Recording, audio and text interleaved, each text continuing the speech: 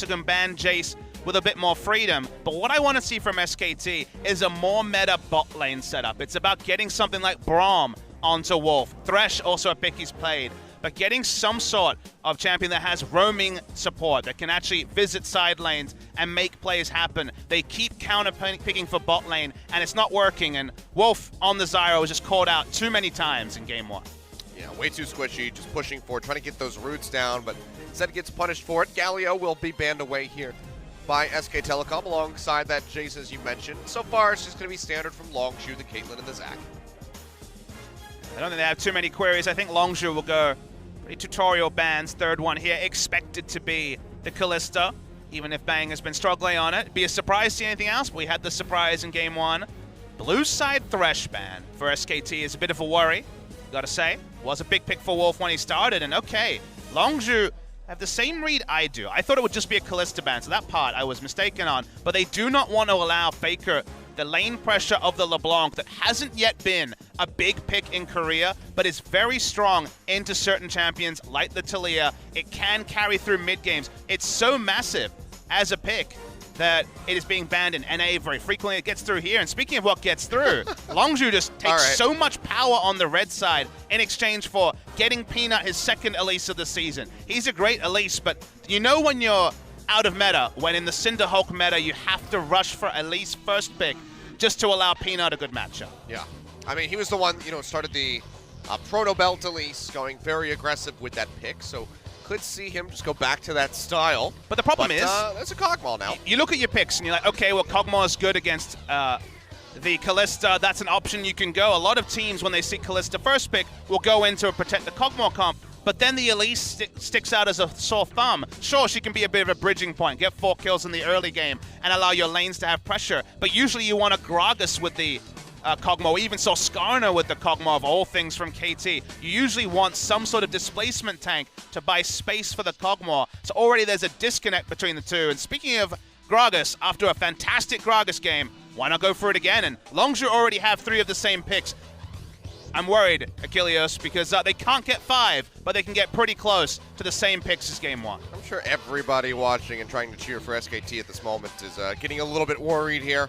Kog'Maw, if you can make it to that late game point, can absolutely destroy anybody that Longzhu brings to the table. But can he get there is going to be the question. You see the Braum ban coming through. Seems like Longzhu, expecting this Karma to be in the mid lane for Faker, has played this recently as well. Yeah, it's been a big pick for him over the course of the season, but not recently. He's 1-1 on it for summer season. It honestly hasn't been a big pick in either role. I guess Crown has been playing it pretty frequently, but has been a pick in 2017 that Faker has enjoyed. A lot of engaged supports being banned. They want to get relative safety for their Kog'Maw, but you got to say Gragas already, and the Weaver's Wall to some extent, are things that Kog'Maw are going to be frustrated about. Fate's Call is another gap closer. Kalista Alistar is available for Longzhu if they want it, and it's a big pick. So will we actually see an Alistar ban from SKT? Well, they already banned the Rakan, so could just go ahead, double down with the supports. And it's going to be Jax yet again showing a lot of respect to Khan in that top lane. And also just keeping it out of the hands of Untara. So in this scenario, Longzhu finds themselves in a similar spot as SKT, where they can either blind pick a laner or blind pick support. Will Longzhu look for just a support? They could just take Alistar here. You have the Kalista for a safe laning phase, or they could go somewhere else, and they're going to counter-pick support again. Maybe they want a bit more safety if they're going to take an engaged melee support. So Camille will be the blind pick top laner, about the strongest of split pushes available, with the Jace and the Jax banned away. Yeah, I mean, we saw this banned away by SKT in game 1, so did not want that into the hands of Khan, but this time around we'll be able to get that Camille, which means that he's going to have that lock-on going up against this Kog'Maw. Can just go ahead, keep him trapped into that ultimatum, and try to allow for the rest of the team to follow up and take him down. Old counterpick of the Renekton into Camille. Now, Camille can snowball on Renekton. We've seen Smeb do that a couple of times. So, imagine that a lot of the attention from Cuzz is going to be topside. Lulu, Kog'Maw, Karma as a duo makes sense, but it is a return to probably Lulu's support. Could still be Lulu mid lane, I guess. Outside chance That flex comes in, and there's a Blitzcrank. Okay, they see a squishy support and a squishy Kog'Maw. Honestly, even Elise is a good grab target. Everyone except Renekton is grabbable, and GorrillA, for the first time in a very long time, will be running the Blitzcrank. All right, I mean, we already saw some pretty good accuracy there with the death sentences on that Thresh in game 1, so now we'll have the Blitzcrank to come through, so very excited to see GorrillA pick this one up. It's been a major pick, you know, also here in LCK, but, you know, in the West as well, has been making a massive resurgence as a support, and going into the hands of GorrillA, one of the best that we have, is going to be quite a treat, Papa And Smithy. it's actually, as far as I can tell, his first career game on Blitzcrank. He's played 441 games in Korea, no games of Blitzcrank, so big time to make a debut for a pick that's always been around the edge of the meta. He wasn't around in the Mad Life days right back in Season 1, Season 2. He's going to be jumping on the Blitzcrank. I thought it would be his favorite Alistar, but this is a treat to see. All right, well, just showing us something new, perhaps, in their game to close out against SK Telecom T1. Longzhu have that momentum. We'll see if SKT can break it, finally find themselves a win.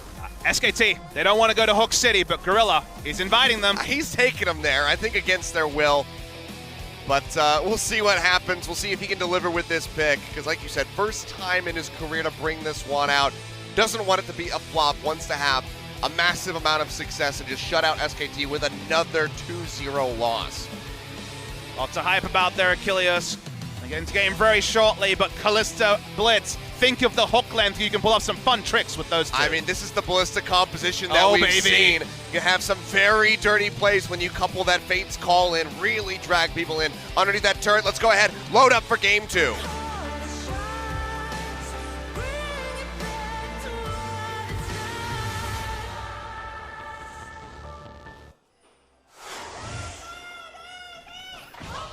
Whoa. Okay, here we go. No time for fighting. We're getting fighting on the Rift.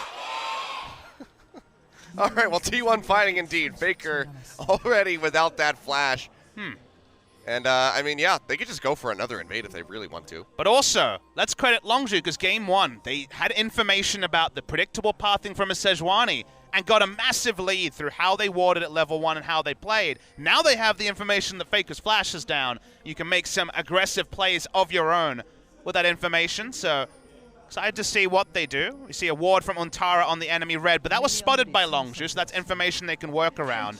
If Longzhu can set up control rods around the bot side, Talia plus a roaming Blitzcrank, if he's not in vision, you get control ward supremacy on bot side. It is the most headaches for a Kog'Maw. We've seen Kog'Maw comps, even as recently as Rift Rivals, tried against the Blitzcrank, and there's nothing you can do if you lose vision control, and no flash karma, a Lulu support. It's pretty easy to lose vision control against what Longzhu has. SKT, I mean, they were able to get some pretty good vision there in game 1, but it's going to have to be that much better going up against this Blitzcrank. Peanut going to be starting things off down around the bottom side. Cuzz as well, so just going to be mirror jungling as they both work their way towards the top. And that's kind of the thing that I think people have realized. There's been a lot of indirect buffs to Blitzcrank. The quest on the Relic Shield is great for him, the extra shield when he's opening up for initiation. A lot of nerfs to the range supports, Joan Shield coming in, pushing the likes of Lulu, Karma, and Zyra mostly out of the meta. SKT argues with you on that point, but mostly out of the meta. But then you get control ward line with a Blitzcrank, and hyper carries can't even enter laning phase because of the threat. It's all about the threat of a hook, not necessarily always about the hook accuracy. So a lot of options moving forward for Longzhu as Peanut is spotted on the invade. Going to be pushing through here. The red buff quite low enough here. Cuzz is taking a little bit of damage. Peanut looking to walk through, but actually, does he just... He's juggling the aggro quite smartly there. They expect him to be there as bot lane. Prey going low, but not feeling enough pressure to go ahead and pop out the heal or the flash. I'm surprised he was able to keep it leashed in that brush. Wow, okay. Nicely done by Cuzz. Now going to be walking over. Will find these Krugs and going now, down. Camille's actually closer to react here. Khan coming over the wall. Will dodge out on that hook shot. Drops back in. Throws out the cocoon. Do they want to go in for this one? And Tara says yes. Dashes through, and the flash will come through from the Gragas. Didn't want to give double buffs over to Renekton in a counter matchup early against the Camille. Smart choice from Cuzz, but this time it's going to be the Longzhu jungler without a flash early. That was the spot Peanut was in game 1. Nice dodge out there by Peanut. Realizing that repel at the perfect time. And now just going to be trying to counter jungle as much as humanly possible as he starts up these Raptors. Very important for Peanut. This is the battle ward that he was known as. Elise was his first pick before Lee Sin was even in his champion pool. Lee Sin was a 2016 Worlds pick for him, and Elise, I remember quoting endless stats, I think it was 21-2 at some point in his career. Just right. Rampaging through 2016 as a Rox Tiger on largely the Elise, which was permaban status against him. It is out of meta. It's a Cinder Hulk meta. It will continue to be, especially on 7-14. But the best junglers can make a lot of value out of Elise, and a battle ward, when your mid laner doesn't have flash, this is the time they need the traction onto Cuzz. So he finds himself some comfort in champion pool. Only second game of the season on Elise, and he's able to do a job for Faker. I'm just sad that we had the, the meta transition out of the jungle without getting to see Peanut play that in again. Untara going in for an exchange. Will get slowed up by the tactical sweep, flashes away. Now Cocoon down in onto Khan, has to flash away, almost falls. First blood not yet coming through, but playing with fire is Khan right now. Peanut, if he had some other form of escape, might have gone in for the flash. If he had the proto belt as well, probably would have tried to make something there, but would have been paying for that play with his own life, so we'll just let that first blood slip right through his fingers. Khan also playing on the edge, really wanted to be able to get out. The minion wave that might have answered him is, that's a pretty aggressive dive. They just want to go for this one. Yeah, body slam coming into Cocoon. Gets the lockdown, first blood goes over. Khan finds this. Still really good for the side of Longzhu, because look what the minion wave is at. Untara is going to be dead for a while. He's going to lose out so many minions at the turret. Yeah, and honestly, Khan, how frisky are you feeling? Oh, you know he feels pretty frisky, but the hook shot in onto this one. Could he get it? Jumps in, misses a tactical sweep, but still has the auto attack. You know, he didn't need to be there. Too greedy for experience. So what was that about snowballing, Camille? I think you mentioned somebody named Smeb has done this in the past. Well, Khan, he's starting things off 2-0 right now. The second kill was unacceptable. That shouldn't have happened. The first one was a trade up for Longzhu because Renekton lost an insane amount of experience. But there was a sacrifice. Exactly. There was a sacrifice for it. It's a 1-for-1 that favors Longzhu, but then the sacrifice of the second kill, Peanut didn't need to walk up. He didn't respect that with 1 second left on the death timer, Khan would say, whatever, I'm going to turret dive anyway. Gets out as well. This time Khan's feeling empowered, Achilles. If there was a double buff transfer, if there wasn't that early flash from Cuzz, this may never have happened. But because he was able to flash out defensively, in the end, SKT play with fire and they get burned. I mean, I was just thinking in the case that if Khan came out at the back of that with 2 kills and double buffs, that would just be disgusting. That could be lane over, which SKT, in the spot they find themselves in, certainly not something they want to entertain. Oh, well, Faker does some damage. No shop yet from BDD. Yeah, it turns out Karma still has some nice values there, but now bot lane looking to turn into a bit of a party. Flash in for the knock-up. They get the hook down onto Bang, and he is just going to die. Prey with a Ren comes up with the kill. And the Cathian Surprise not going to do enough damage to find anything. Just kind of tickles GorrillA a little bit. Welcome to the bot lane, where if you're Kog'Maw Lulu and have no wards and your jungler just died topside, hasn't played a visit to bot side, you just die, Achilles. There's a lot of... It's not much of a game show. There's a lot of asterisks onto that It's list. literally just death, because there's nothing he can do. And the moment that happens, the next control ward is going to be safer to put down. You don't have vision to respect. This is just the start. That's a successful gank before we even have to talk about Fate's Call. Longzhu definitely accelerating the pace of the game here a bit faster than we saw in game 1. Old lead still not going to be very massive, but they are making the moves because, just going straight from the top lane down to the bottom lane, making things happen. Infernal Drake likely going to be something that they look for in the next few minutes here. Peanut is the most important person in this game right now. Because of the top side, a lot of headaches are created. What we need to talk about is that now he needs to be the one to help Karma get some vision on the enemy jungler, get some vision around the bot side. He played top side, that failed. Now he needs to play bot side, or at least around the Kog'Maw if he rotates around the map. Because guaranteeing farm onto Kog'Maw is so difficult to do against a Blitzcrank composition. And now he's got the multiple headaches because Camille does have those 2 kills, like you mentioned. And nearly has that phage to come through. So Khan is in a very nice spot. Keep it up relatively well as far as the CS is concerned.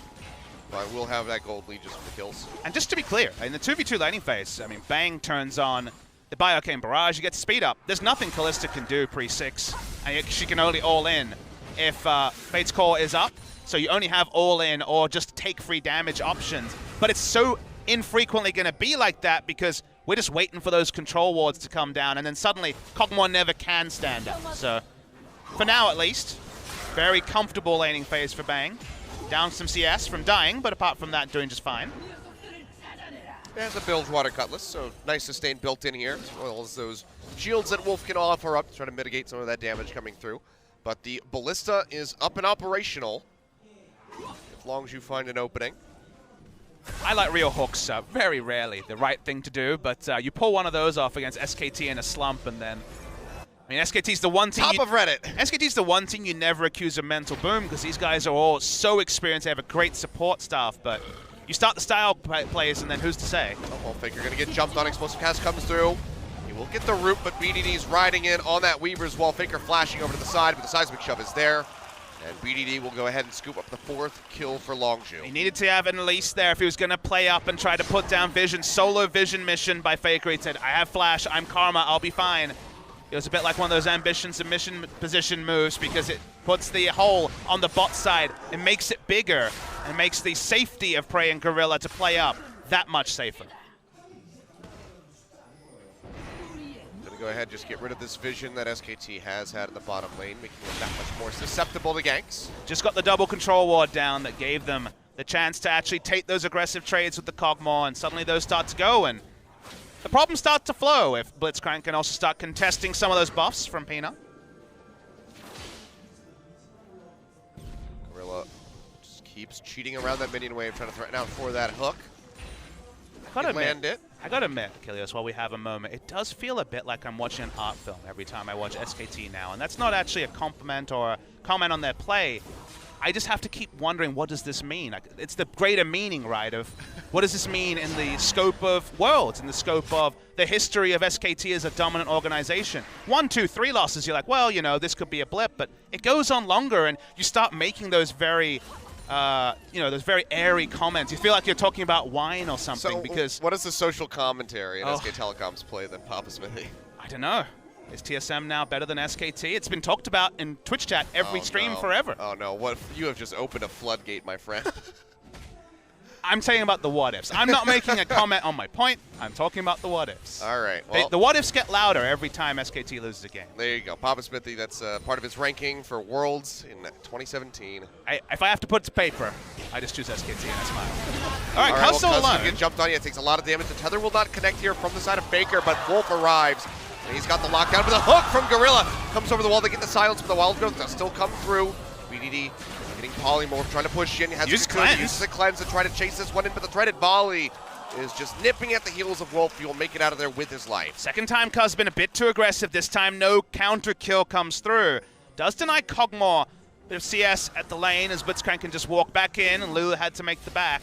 This is the bigger problem though, Achilles. The Renekton counter matchup. Looking less and less like that as the items rain in for Khan. Still is behind considerably as far as the CS is concerned, but if he can get that all in, just find a kill, turn that one around for himself. He'd like a turret to play under as well. BDD, Flash Forward does not have that cleanse. He takes way too much damage. Feather will connect and he will fall as Peanut finds that kill. Khan still coming through with the TP, will be completed by Untara as well. Tries to get the Hextech ultimatum. Won't be able to get so as that Repel denies it, but they still are able to take down Peanut. The explosive cast from Cuzz, scooping that one up. Actually able to cancel the Hextech ultimatum. Wasn't even used in that particular fight. Attempted to be used, but was cancelled by the animation. Cuzz, as you mentioned, snipes away with the cask, so they get the trade kill anyway. This would be a nice prize in the back end, but it's Kalista once again. Keep leaving up Kalista. They keep playing around with leaving this pick open. It'll be 0-4 against Kalista since Rift Rivals if they go down in this game. So, yeah, I mean, somebody wants to go ahead and make that Wheel of Fortune image, ban Kalista. Might be a good idea to show that one over to SKT if they lose this game. But I just wish that I had the full information. I wish, to continue with my art film analogy, I knew I want to be the fly on the wall because it's not just one person. It's not just Koma saying, nah, Kalista's bad, guys, don't pick it. He's going to definitely defer to his veterans in the bot lane about how to play around Kalista, strategies around Kalista. And clearly, as a unit, they're deciding that this is a pick they can leave open, and yet the evidence points to the contrary. So to understand, in game one we knew why, right? They understood if the game gets to a point, if we're solid in our macro, Sejuani, unkillable tanks with Galio, we can deal with the Kalista and late game team fights. It just never got there because Longzhu were better at snowballing than SKT were able at containing. In this game, they leave it open, and it's a very good answer, and it gave them so many options for support. We see GorrillA for the first time in his career in the pro scene, roll the dice on the Blitzcrank, it fits the situation perfectly, and again you start to wonder about the decision to keep leaving open the Kalista.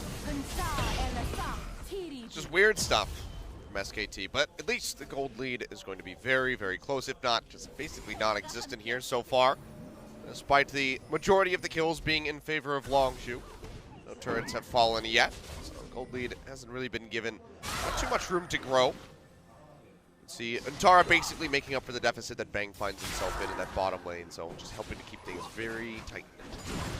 Peanut's doing his best after the initial setback to be the force on the map he needs to be, to try to equalize the pressure, mostly around Bardis. Okay, catches top lane. Through, yeah, denies it. Hook shot, Khan will get the slow up, but the TP's coming through here from Faker, so they really want to take down this Camille. He throws down the ultimatum, has to leave it, which cancels it out. He desperately tries to get into the welcoming arms of BDD, but he's going to fall first, so Untara picks up a kill. Ends up being a free kill. Teleport only thing invested by SKT. They don't make a counterplay across the map, even though it's a low health turret. If BDD had roamed down and put down the Weaver's Wall, his turret will go down for free, but maybe it does anyway with BDD showing an award, and it will be first brick over to the side of Longzhu. Yep, so one final shot, there we go. They do have this, so this opens up a little bit of a lead now for Longzhu, but want it to be so much further ahead. They haven't really been able to shut out the CS numbers as much as they would like. BDD falling behind as well as Khan is costing them quite a bit of that potential. Almost having that cocoon land, might have been an all-in. Baker still wrapping his way around, but the blast cone comes through. BDD takes himself out to safety. Now GorrillA's unlocked on the map, though, so it's much harder to overextend as Karma and Renekton. With there being no punishment, now you do have to respect that if control wards come down, there are other options, as Khan is chasing on to Untara. Yeah, Weaver's Wall coming through here, so it seems like Longzhu just want to go all in onto the Renekton, and there's nowhere for him to go. Decides to jump to the side, he will fall down. Well, about as easy as can be. Oh, flash in! Okay! GorrillA has the hook, locks down Faker, but he's got the shield. We'll throw him in with a Fate's Call. A flash away takes Faker to safety. Keeps himself alive, but GorrillA is showing off a bit. Is using both of those summoner spells without a second thought of it. Khan wrapping around the backside now. They want the mid lane turret. For this turret. Pressure from this Camille. Is it immense enough to stop this? Karma. The answer is going to be no, because Karma, as you say. Karma does have the wave clear. Karma's the safer choice, but does pigeonhole them into the comp they ended up on. Thank you for the setup, says Peanut. Very heavy utility build coming through, a cooldown reduction build, I should say. It's only 10% cooldown reduction on the Athenes now after the changes, but will be Athenes after Morellonomicon. Extra ability power will help the shielding and the Q strength, though. Just a different. You're not used to seeing that build, Puck. It's like, wait, that's 20% and 20%, but no longer the way with the Athenes. Ardent Sensor might be rolled in as well. And we're going to be seeing a lot of Ardent Sensor Taric on the next patch. I hear that's good. Oh boy. Maybe we'll see more comeback. No, we will not. His comeback won't be short-lived. Yeah. Everett, though, surprising. You know, just crushing yesterday. Let's not talk about that series. This one's way better. Oh, no, it is. That one made me sad. It's hard to see Legends fall, as some SKT fans are probably feeling today, and how I feel on Shy's 26th birthday yesterday. It was not the best display, let's say. Something Trundle. He was certainly a troll. Good wall control. You see double control around the bot side river, which means that Talia, if she decides to come in with the Weaver's Wall soon to be available, will be coming out of vision. You're not playing exclusively on top side. Good CS lead for the Renekton, but with those early kills, it's not the 0-1-2 Camille it could have been. Everyone just tiptoeing around this top side of the map at the moment. No one really showing forward. Drake is the next spawn, so you can be a bit more liberal in ignoring the bot side of the map. Want to make sure that nobody picks up that Rift Herald. What I want to see from SKT as the game goes on is, we talked about the solo vision contest mission, as we see Longzhu entering the mid lane. This might actually finally be the mid lane turret going down. Yeah, Faker's not there to offer up the wave clear, so this will just fall. Longzhu picks up their second turret. 2,000 gold lead over to them, so nothing too massive, nothing that's unrecoverable by SK Telecom, but they are slipping behind yet again. Just to finish the point, what I want to see from SKT is if they do try to contest vision, which inevitably you have to at some point in the game, they cannot do it as one. They tried it with just Karma earlier. They need to be smarter at contesting vision, because everywhere they can't go, i.e. everywhere controlled by a control ward from the side of Longzhu could be a Blitzcrank, could be instant death. So you have to, as a team, play the vision game more so than ever with the Blitzcrank on the map. It's good to see. 4 members down. They get rid of the control ward as the Drake spawns. Ready to push through, but fighting over the Cloud Drake for either of these teams doesn't really seem like an objective that they would like to go for. Will be started up by Longzhu. This could allow for a fast track onto that turret by SKT. But Telecom, but instead they do want to go for the Hook's fight. The down. hook from GorrillA does whiff. Doesn't find anything. Ren stacks coming through here for Frey, so you would have to expect Longzhu to be able to pick this one up, but it's going to be the ensuing fight. Already cast there. Throws it out, doesn't find anything, and it seems like both of them might go their separate ways. There's a massive wave built up here in the bottom side of the map that SKT does have to respond to. SKT does kind of lose in multiple different ways because they don't contest. Camille gets free farm in mid and the wave is pushed in. So because they make no decision, the indecision is pretty heavily punished. 19 minutes 20, so Rift Herald is still on the map. Could be a very late take, but SKT are going to walk up. Just don't think it would happen fast enough here for the side of Longzhu. They will just go ahead and spend some gold as Khan holds on to this top turret, trying to catch back up here alongside Untara. Still going to be dragging behind a little bit as far as that CS is concerned. But 17, and with the 2 kills, honestly, it's pretty much gold parity on the side of Untara. Sorry, from the side of Khan, I should say. So he wants to be ahead even more.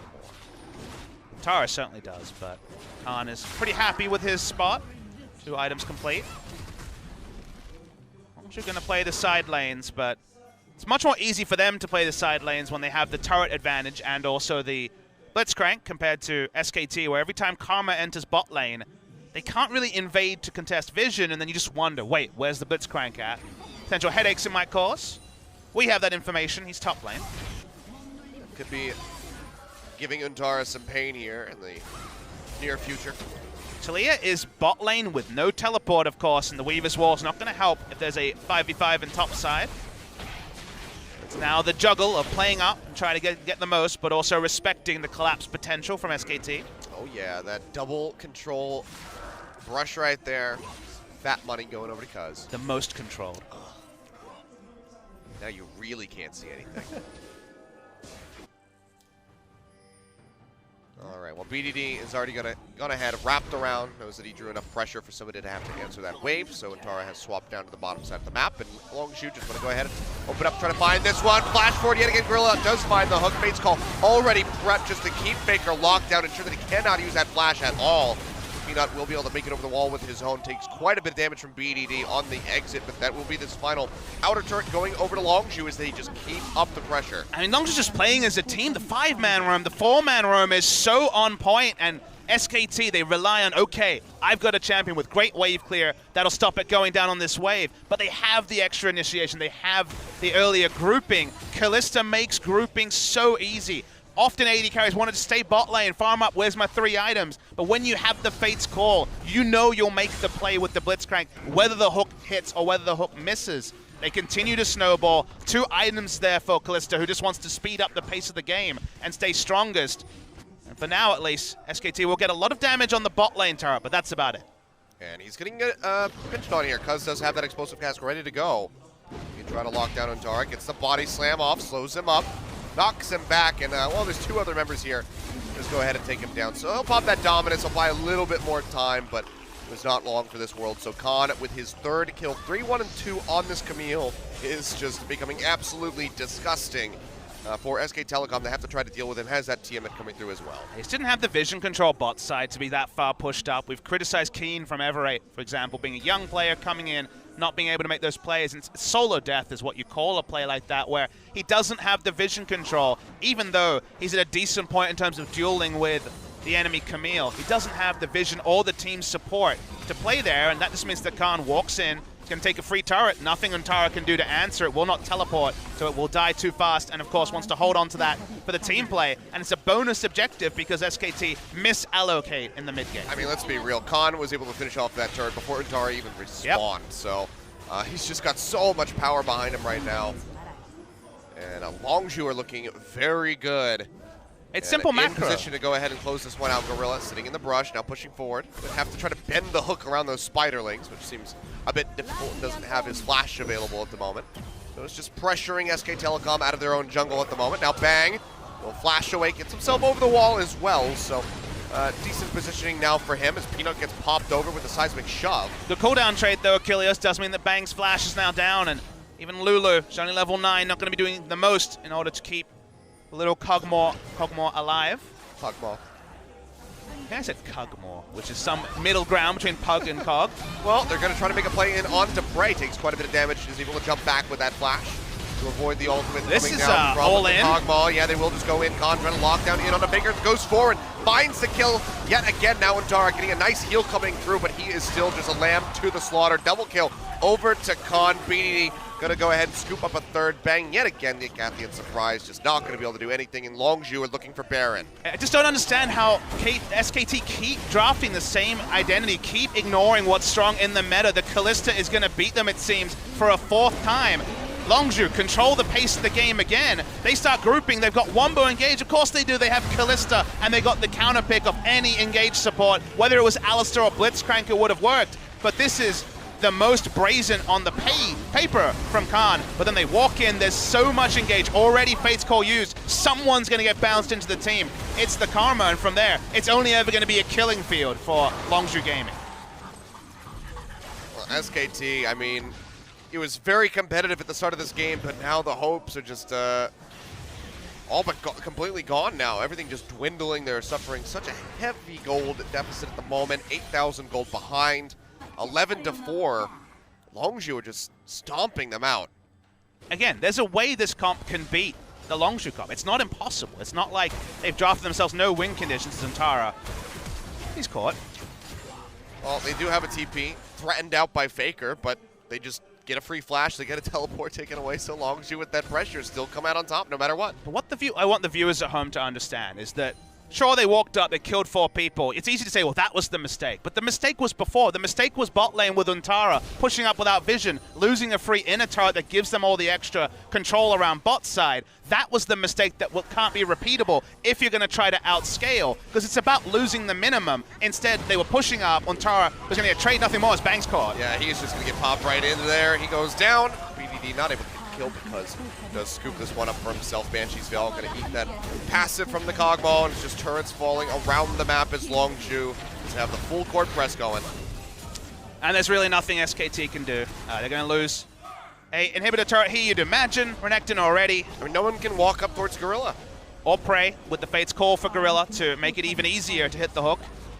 We were talking about Hook City when you have control wards. They're doing it in front of them, in front of the base at 26 minutes. I mean, this is such a swift game here for Longzhu. Still not over yet, but you'd expect that this one's probably going to be ending in the next 5 minutes or so, perhaps, unless SKT can put on one hell of a defense as they lose their 2nd inhibitor.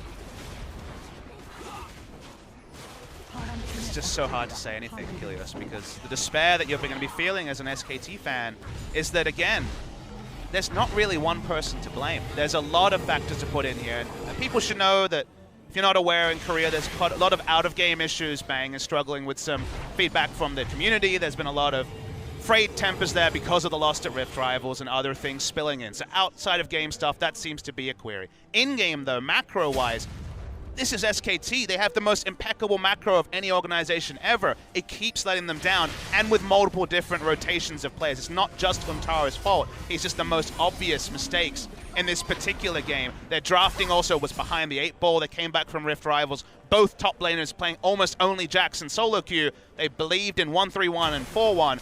That was not working for them. They've gone back to team fighting against Jin Air, and today that's not working for them. When it comes to drafting, the focus on Lulu and Zyra, that can be criticized. That's not just Koma's decision. There's everywhere across the board question marks, and we can't know everything, but the end result is what we see. And the end result is Longzhu looking for a 2-0. I mean, it seems like they're going to have this one. The Weaver's Wall just to cut off SK Telecom. They have to worry about these super creeps that are piling into the base anyway. 3rd inhibitor will go down. And Longzhu are looking for a pre-30-minute victory, a 2-0 victory over SKT, and that'll hand them their 4th in a row. They're 13,000 gold up, so they got initiation. Doesn't matter if a hook misses. They're looking to close the game. Would take something incredible from SKT to stop it happening now. I mean, before you would expect, this is the team that does have that X factor that could turn something around, but just hasn't been looking that way as of late. So Seems like they still will just be suffering another loss. Khan looking for that hook shot, not going to find it. The hook from GorrillA also not going to connect.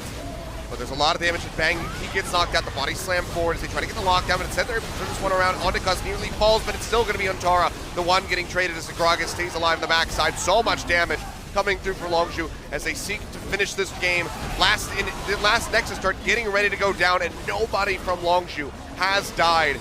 And 29 minutes just about here on the clock as Peanut desperately tries to go forward, tries to get something to trade back, tries to put another kill on the board for the team at least to help their KDA, is unable to do so. The Nexus will go down 28-56. Longzhu get the 2-0, and SKT are 4 series deep without a victory. There is not a spare seat on the SKT side of the stadium, but there is not a peep coming out from them either, Achilles. Only calls coming from the side of Longzhu Gaming. They're the ones celebrating. They're the ones who pretty surgically, especially in Game 2, were able to take down the team comp from SKT. We talked about the support counter pick happened in both games. They chose the laning choice, the Zyra in Game 1 at SKT. Lost lane by 50 CS to a Kalista. Game 2, they leave Talia Kalista open on red side. Already, you've messed up. That's a mess up in the draft. And then the GorrillA taking his first time Blitzcrank in competitive play, and just together, you can't make mistakes. They made macro mistakes. The game ends much earlier than they would ever have imagined. And no one right now looks happy on the side of SKT. They're trying to keep Peanut's spirits up. Maybe he's understanding that it's probably going to be blank playing next time. We still don't know what the best roster looks like for SKT. We don't know if they have a read on the meta because they seem to be off the boil. Individual players have struggled at different times. It's all falling apart. And like I said during the game, and kind of amusing fashion, was what does it mean? And increasingly, I'm left at a loss for words because we want to say we know what SKT T1 in League of Legends is. And now I'm starting to wonder if we know what SK Telecom in League of Legends was. That was deep. But I do have to agree with you. It's just not been looking great here from SKT, and it just seems like they're making all the wrong decisions, all the wrong plays to try to get themselves back to that glory that we saw from them, through spring, at the start of the summer split. They have one lifeline. 7-14 will be the patch the next time they play. It is a patch change. The tank champions are back in. Certainly not good news for Peanut. May mean Blank gets more starts. It will be a bit of a new start. The meta will shift. May work against Kalistas and bring in other hyper carries to the bot lane. Maybe that's what they need, Achilles, because on 7-13, they have now played their final game. They are 0-4 on this patch. Still just, begs the question, if they couldn't get caught up with this meta, will they be able to adapt to 7-14 as well? I mean, Peanut is struggling the most. It's the Cinderhulk meta. It hasn't been around since 2015 as a jungle enchant, and that was when he struggled for the first time on Najin, wasn't fitting the meta. 2016, it wasn't about the Cinderhulk. 2017 hasn't been about it. Now we're getting tanks out of the jungle, and that's never been Peanut's happy place. Yeah. Well, taking a look at the damage yet again, it's BDD coming out on top with Khan not too far behind there with that Camille. Did get fast-tracked very swiftly with those initial 2 kills coming through. So just wreaking havoc across the board as Longzhu were able to take down SK Telecom yet again. And a Karma pick once was great with the Kog'Maw, Karma, Lulu, Kog'Maw. A lot of obvious synergy there, but they started off with the Elise. They thought they'd get pressure to allow these champions to get to late game. It didn't happen, and GorrillA, first career game on the Blitzcrank at the 442nd time of asking. Looked pretty good. Wasn't necessarily the biggest star of this game, but the amount of pressure Blitzcrank exerts when you win the early game, which is what happened here. Flash from level 1. That was the start of the downward ascent. Of descent, I should say, for SKT. I mean, and that was just a bit of a panicked one, because you look at that back, and, that hook not really going to connect in onto Faker, but still just fearing that connection coming through, being shaken, perhaps, from that loss in Game 1. Just forces out the flash, and GorrillA, yet again, just kept coming up with them. A couple misses near the end of the game, but the amount of pressure that he was exerting as this Blitzcrank was just insufferable for SKT. Right, strangled in a pretty apparent fashion. Here we're watching all the collapses. Untara caught a couple times, top and bot side. Wasn't even Blitzcrank relied on that in that scenario, but here we go. Flash hook, baby. Yeah. Does it over and over again. Faker was able to get away from that one. But this is the one perfectly chained together. The Fate's Call immediately comes through. Prediction on a prediction there. You would first thought that he would juke towards the minion line, but jukes away from it. Nice prediction from GorrillA. And then Bang, you know, who's desperate for farm. Weaver's Wall, the Blitzcrank hook, you split the difference, you get 100% of a flash, and then this was the team fight that completely was the icing on the cake in another great cast from Cuzz. Cuzz, definitely a bit robbed, I would say, from that Game 1 MVP. Had some great performances there, but I mean, everybody on Longzhu just so cohesive in this series. They got that 2-0 victory.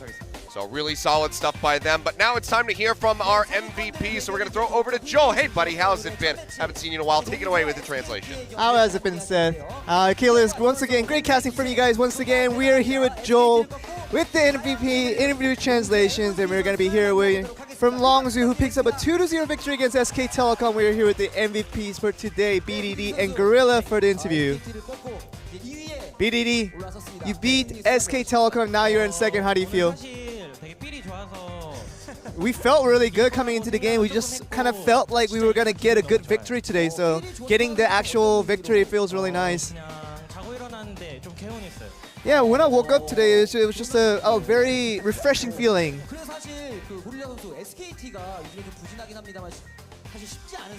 And GorrillA, even if SK Telecom has been on a bad run, they're never an easy team to face. Yeah, we kind of tried to get that out of our mind, because even if it was SK Telecom, we just wanted to do our game and just play how we always play.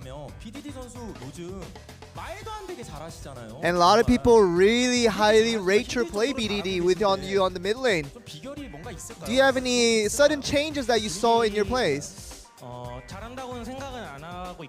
I try not to think that I'm playing well. I always think that I always can improve on certain aspects, but every time I do win, I do get a boost of confidence, and that really just helps me play much better than I always did previously.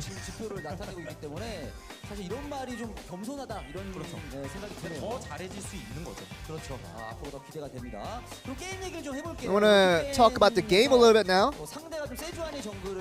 And the opposition showed up with the Sejuani jungle, but went with the Zyra instead with the Sejuani. But what did you think about the composition overall?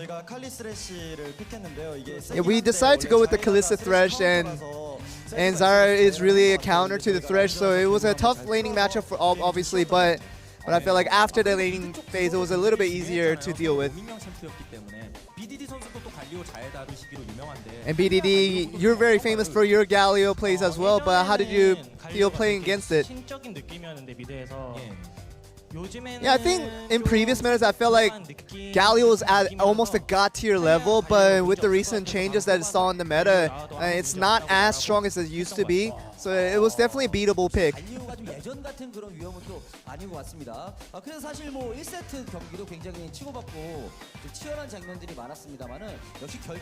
And we want to talk about Game 1, where you guys really went back and forth in most cases, but the decisive play near the end was what decided it all, and this was, I think, where it's showing here. And we actually thought that SKT came in very well in this team fight, initiating this. Yeah, I was kind of contemplating whether to go in with the Kalista ult with my Thresh. But with my teammates always continue communicating with me, so that was a decision where, you know, we kind of waited out patiently, and I think that we got rewarded for that after. Yeah, as soon as Khan went back to base, he told us that he had teleported and he wanted to come in with it, so we tried to support him as best as we can. And BDD, you just got all the damage in the world in Game 1. Yeah, anytime you get first place in DPM, it always feels really good. And Game 2, you actually pulled out with the Blitzcrank. I think it's the first time you've actually pulled it out. And just the overall Blitzcrank pick, we haven't seen it in a while, but how did you feel? Yeah, I try not to go wild with my picks usually, but it just felt like Blitzcrank kind of fit the composition that we were about to play. So I thought that, you know, without the Thresh, I would have picked Lulu, but I went with the Blitzcrank instead.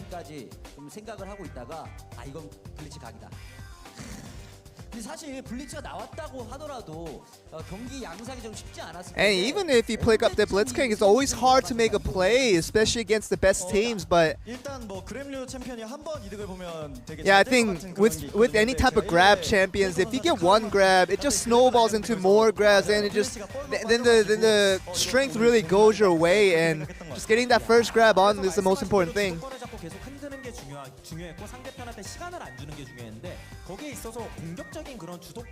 And what about the offensive, very aggressive plays that you guys made with that composition that you guys had? I feel like all of our champions in that composition in Game 2 were all snowball champions, and we were really counting on our momentum to carry us through the game. And we just carried with the jungle in our back of our minds, always trying to give us the support that we need.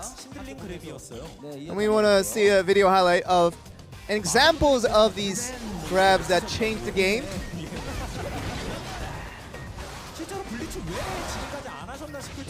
We were just wondering after this game why you didn't play Blitzcrank this whole time.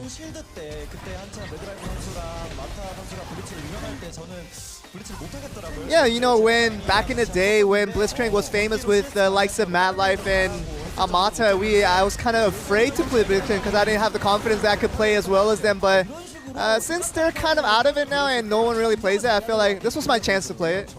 그리고 고릴라 선수 하면 저런 블리츠 외에도 사실 뭐 원래 유명했던 잔나, 소나, 뭐 미스포츠 이런 것들이 있잖아요. And you know, you talk about these Blitzcrank picks, but you talk about all the unique picks that you came up with recently. 저도 쓰고 싶은데 계속 해보는데 Yeah, I think of things like Janna and Misfortune and whatever, but I kind of want to go with it, but at the same time, you have to think about the composition that you're trying to form.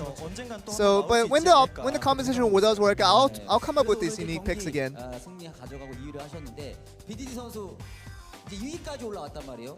그러면은 뭐 이번 Now you guys are in second now with the Longzhu squad coming up all the way to second, but how do you guys feel now that you can go up even further than this? Yeah, I think at the beginning of the season we were just really reaching for the playoffs, but and I actually told Prey about this, that I was looking for the playoffs, and Prey told me you're only looking for the playoffs. We're looking for much higher. So Prey gave me a lot of confidence with that kind of statement. Yeah, I think with result-oriented statements like that, we just want to do our best and hope for the best to come for our team.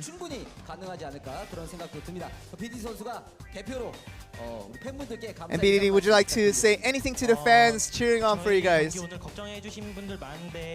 I know that a lot of people in the stands were really worried about us, thinking how we're going to play out this game, but we did play a very nice game.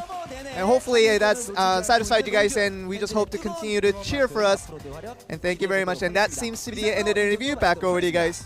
Thank you very much, Joel. Well, plenty to feel great about there for the Longzhu players, BDD and GorrillA, especially picking up those MVP wins.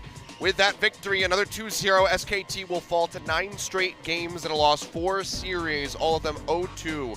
Now, Samsung, Africa, Jin Air, and Longzhu have all taken them down. There's only 1 hour of game time as well between the two games. That means that SKT, they keep their spot in 4th, but if Africa Freaks, and admittedly they have a hard match, it's against KT Rolster later this week, but if they're to win, they'll actually move above and put SKT into top 5. So the meme, the famous one, will SKT make Worlds? Well, let's first talk about making playoffs, because for now, they are still 3 wins away from Jin. Still heavily expected to make it to top 5. Any more than that, though, not a guarantee. Yeah.